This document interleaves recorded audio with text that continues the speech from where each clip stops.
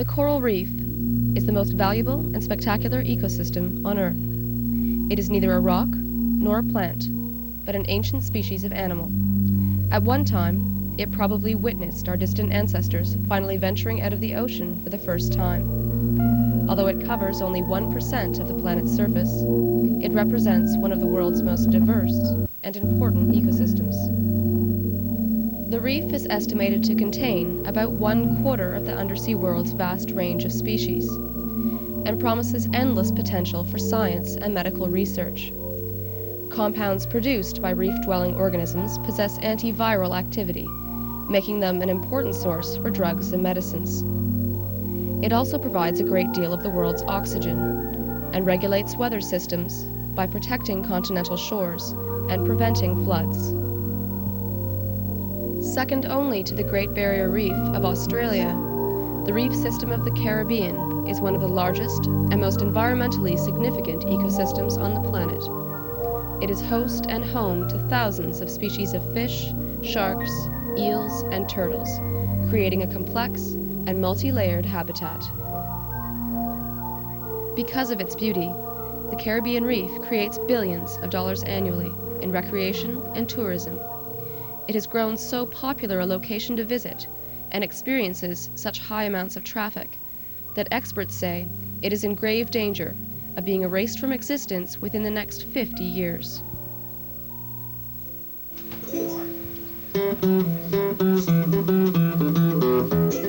The Caribbean conjures up images of sandy white beaches, margaritas, and sunburn. Millions of tourists travel here annually for some sun and relaxation, and thousands of those come here to Cozumel. Situated off the east coast of the Yucatan Peninsula, Cozumel is the largest inhabited island in the Mexican Republic and the oldest in the Caribbean. It is formed by a limestone plateau that extends over 150 square miles, separated from the mainland by the Yucatan Canal.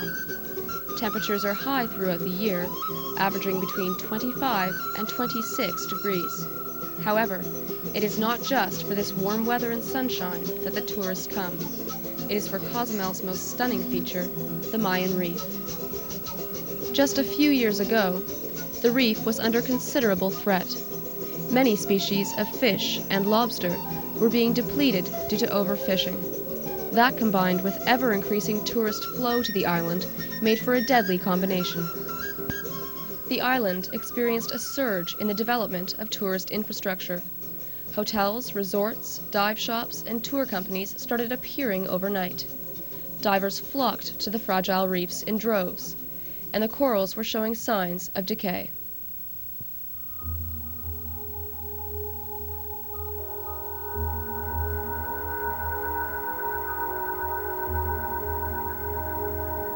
Coral reef systems are incredibly sensitive to human activity. The noise of boat engines, anchors, and careless divers can irreversibly damage an otherwise healthy reef. In response to these concerns, the National Marine Park was created on July 19, 1996. The marine park covers most of the west and southern tip of the island. It also is supposed to include the shoreline. The marine park authorities are responsible for educating the public on the importance of preserving the reef and for the protection of the reef itself. They charge $2 a day per diver to do just that. But many on the island don't feel the park authorities are doing nearly enough. It's supposed to protect, but it's nothing to do in the government here. I don't know what happened. Every people coming here is paid $2. I don't know why doing for $2. And no, we don't really have like a very good guard to make sure that nobody will take anything. It's a very big area to cover, you know. Mm-hmm. And no matter how many guards they put, if we don't take care of that, that's not going to work. I mean, Rosalinda Garcia is head of the Department of Environmental Education at the park. At first, she declined an interview when she found out it was about the health of the reefs. She indicated that this was a very delicate subject, and she would have to clear all the questions with the Mexican government. This would take weeks. After 4 trips to the park office, she reviewed the questions for a few days and agreed to do the interview. She explained what the park was and was not responsible for.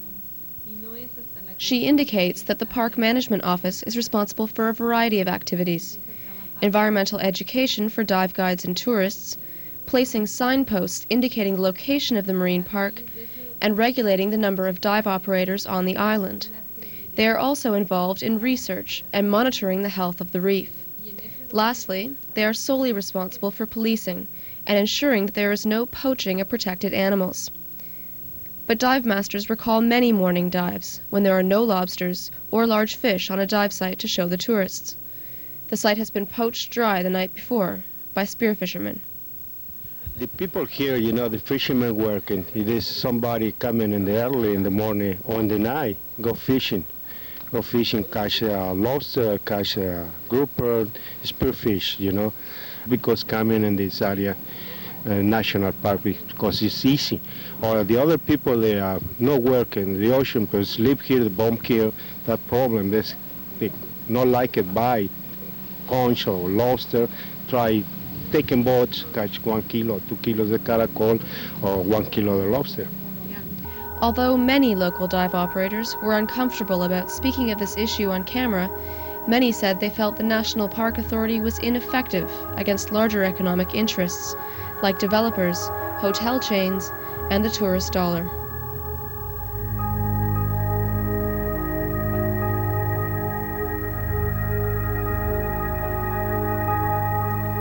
The number of cruise ships that visit the island has skyrocketed in the past few years, leaving this quiet little island and the reef to cope with thousands of visitors daily. By the shipload, they come to snorkel, shop, and lie on the beach. This has drastically changed the economy of the island.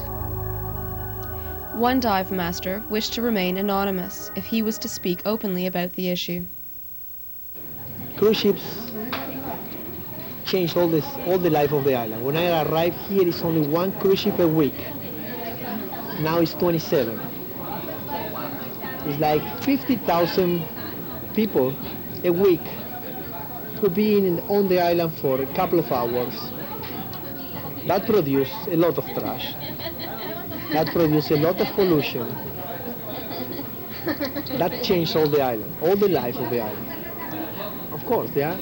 If you go to Playa Corona, you see maybe days 400, maybe snorkelers in one small area.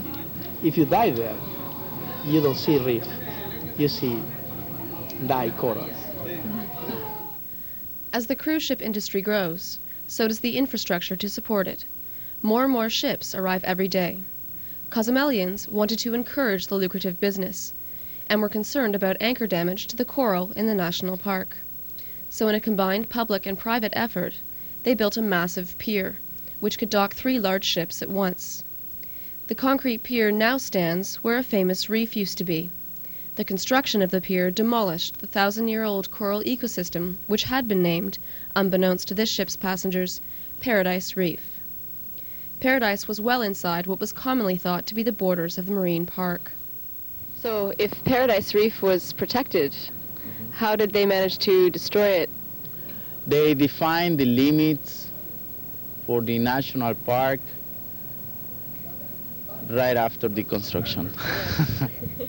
Isn't that convenient? Yeah, that's very convenient. Yeah.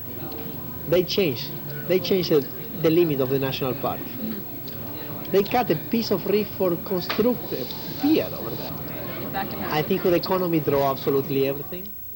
The reefs off the west coast of Cozumel also had the added stress of coastal development to contend with.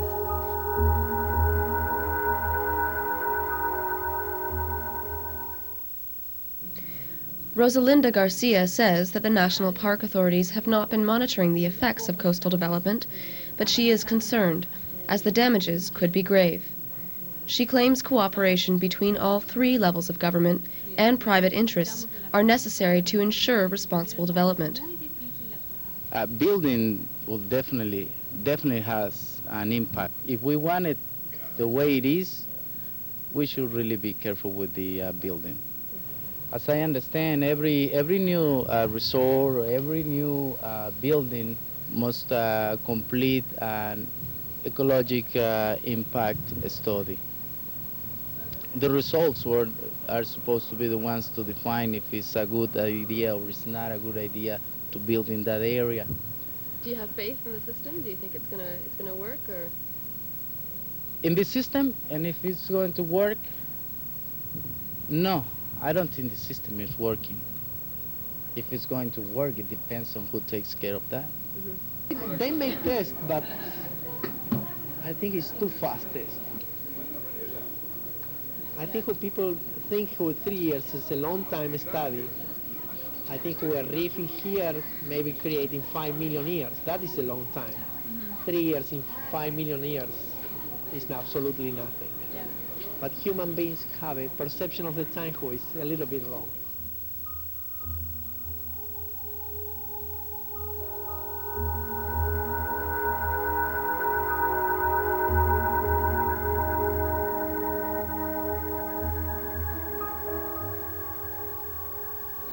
You know, Mexico is a so rich country, but the people don't know how rich it is. Mostly, I think, for education. You know, education for the people who don't know what they have. If you know what you have, you protect. If you don't know, it's no matters. Yeah, it's there. Faith on the reef being protected. Yes, but I would say because the people Not are. government. No, I think that they are kind of far from here, you know, and they probably don't know exactly what to do with it, like the people from here, like the people working in here. We have a clear idea of what to do, what not to do, how to manage our people, the people we're taking out diving, to create an, how you say, conscious on the preservation of the reef, letting them know then, I mean, if we want, you know, the kids to be able to work tomorrow in the national park, or their kids coming and visit our national park, we have to start taking care of that today, you know.